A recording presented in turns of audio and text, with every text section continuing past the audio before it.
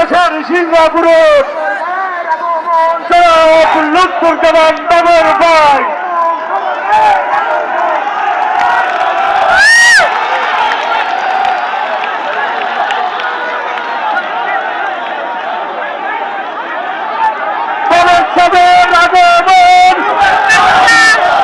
বাংলাদেশবাসীর পক্ষ থেকে বিএনপির পক্ষ থেকে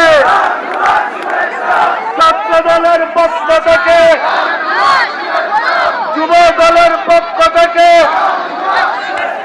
কৃষক দলের পক্ষ থেকে এই পর্যায়ে বক্তৃতা রাখলেন সাবেক সংসদ জনাব লুৎফুজ্জামান বাবর ভাই। জনাব লুৎফুজ্জামান রহমানুর রহিম। আমার অত্যন্ত প্রিয় এলাকা মোহনগঞ্জ থানায় জনসভায় সম্মানিত সভাপতি